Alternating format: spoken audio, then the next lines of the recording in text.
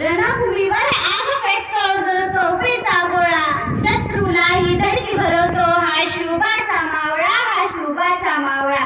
महाराष्ट्र भूमीत जन्म घेतला अभिमान उरी आगळा, महाराष्ट्र भूमीत जन्म घेतला अभिमान उरी आगळा. शिवचरणावर निष्ठा अर्पितो हा शिवबाचा मावळा, हा शिवबाचा मावळा.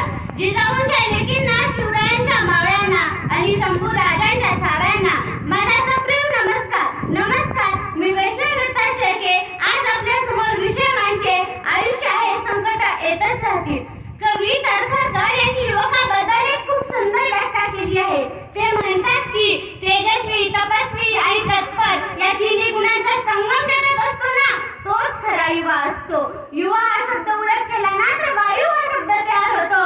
वायू म्हणजेच गती असते. जर आपली गती योग्य दिशेला असेल ना तरच होते आपली प्रगती. युवा म्हटलं तर नेमका कोणता तरुण हा प्रश्न आता सर्वांसमोरच निर्माण झाला असेल. जो रात्री 12-12 वाजेपर्यंत बिअर बारमध्ये बाटल्यावर बाटल्या चढवतात ते तरुण, की भर दिवसा रस्त्यावरनं सुसाट गाडी पळवतात ते तरुण, की मित्राच्या लग्नामध्ये दारू पिऊन गाढवासारखं होतात ते तरुण. नेमके आहेत तरी आजचे कोणते तरुण? आजचा तरुण हा फक्त स्वतःसाठी जगतो आहे. जिथे चोरी को फोन कर शिवाजी खेले अपनी जान पर, जिथे चोरी को फोन कर झांसी की रानी मिट गई अपनी आन पर. आज उन्हीं चोरे को फोन कर भारतीय युवाओं का टोला कहता है मेरा रंग रे बसंती चोला, मेरा रंग रे बसंती चोला. आजचा तरुण खूप मंत्रिमंडळ स्थापन करतोय, खूप संघटना स्थापन करतोय, पण त्यामागचा उद्देश एवढाच आहे की हे माझं एकट्याच आहे, हे माझं स्वतःचं राज्य आहे. स्वामी विवेकानंद यांनी अमेरिकेतील शिकागो येथील धर्म परिषदेमध्ये भारताचा पताका फडकावला होता.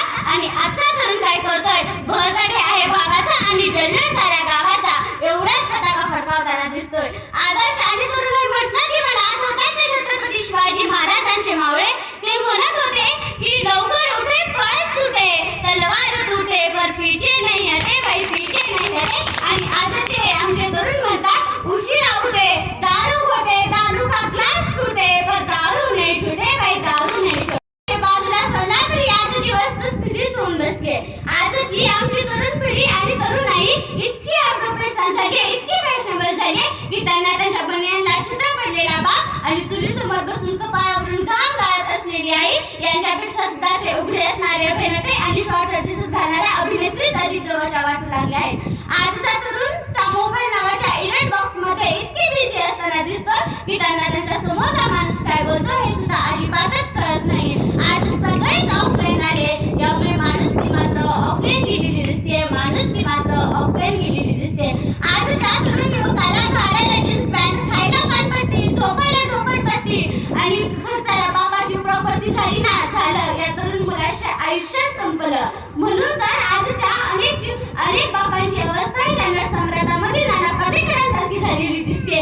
नाना पाटेकर जोरजोरात ओरडतात, अरे अरे ज्यांना आम्ही जन्म दिला ते तुम्ही मुलं, अरे ज्यांना आम्ही जन्म दिला ते तुम्ही मुलं, आणि ज्यांनी आम्हाला जन्म दिला ते तुम्ही दाता. या दोघांनी आम्हाला असं वाईट टाकलं तर मग आमच्यासारख्या खेळाडूंनी जायचं कुठं सांगा? सांगा, कोणी घर देतं का? कोणी घर देतं का?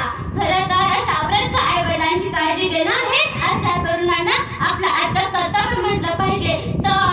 तरच ते स्वतःला तरुण म्हणून घेण्याचा हक्क शिल्लक राहिलाय असं मला प्रामाणिकपणे वाटतं. आजच्या तरुण युवकांनी निर्लज्जपणाच्या सर्व सीमा पार केल्या आहेत. आता तो म्हणू लागला आहे की बिअरमुळे सर्दी खोकला जातो म्हणे, आणि दुसरीकडे बिअरमुळे तब्येत देखील सुधारते म्हणे.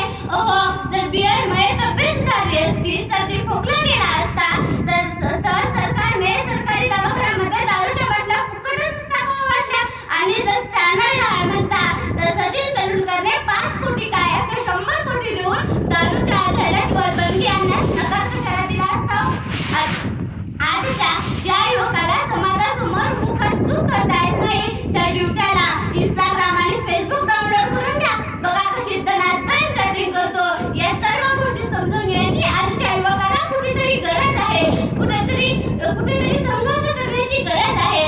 चला तर मग आता या आपल्या स्वप्नातील प्रगत, आपल्या स्वप्नातील स्वच्छ आणि सुंदर भारत घडवण्यासाठी आपण संघर्ष करूया.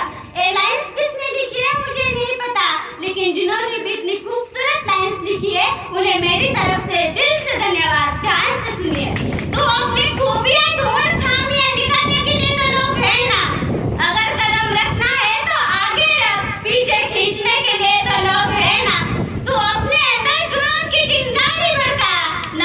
करने के लिए तो ये लोग है ना, प्यार करना है तो खुद से कर, क्योंकि नफरत करने के लिए तो ये लोग है ना, तू अपनी अलग पहचान बना, क्योंकि भीड़ में चलने के लिए तो ये लोग है ना, कुछ करके दिखा दुनिया को, क्योंकि तालियां बजाने के लिए तो लोग है ना, क्योंकि तालियां बजाने के लिए लोग है ना।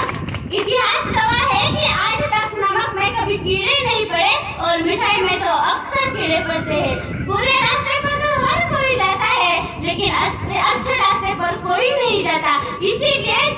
इसीलिए दारू बेचने वालों को कहीं नहीं जाना पड़ता और दूध बेचने वालों को घर घर गली गली कोनों कोनों में जाना पड़ता है और दूध वाले से बार बार पूछा जाता है कि दूध में पानी तो नहीं मिलाया, और दारू में खुद अपने हाथों से पानी मिलाकर पीते हमारे इंसान। कितने बड़ी कमाल की बात की है। इंसान की समझ सिर्फ इतनी है, उसे जानवर को तो नाराज हो जाता है और उसे शेर को तो खुश हो जाता है, जबकि शेर ही एक जानवर का ही नाम है। नशिबाच्या खेळामुळे नाराज होऊ नका, जीवनात कधी उदास होऊ नका। नशिबाच्या खेळामुळे नाराज होऊ नका, जीवनात कधी उदास होऊ नका। नका ठेवू विश्वास त्या हातांवरच्या रेषावर, नका ठेवू विश्वास त्या हातांवरच्या रेषावर, कारण भविष्य तर त्यांना असतं नाव ज्यांना हातच नसतात, भविष्य तर त्यांना असतं नाव ज्यांना हातच नसतात। सीढ़ियां उन्हें मुबारक हो जिन्हें छत तक जाना है, सीढ़ियां उन्हें मुबारक हो जिन्हें छत तक जाना है। हमारी मंजिल तो आसमां है, रास्ता हमें खुद बनाना है। अब सफलता मिले या ना मिले तो मुकद्दर की बात है, पर हम कोशिश भी ना करे तो गलत बात है, ये तो गलत बात है। शेवटी मी एवढंच म्हणे, काजू बदाम सोडून आता गुटखा प्रसिद्ध झालाय, काजू बदाम सोडून आता गुटखा प्रसिद्ध झालाय। अजय, अक्षय, शाहरुख सुद्धा आता विमलच खा म्हणालाय। बंद झाल्या शिक्षण जाहिराती, जुगार प्रसिद्ध झालाय। हिंदी मराठी कलाकार सुद्धा आता रम्मीच खेळा म्हणालाय।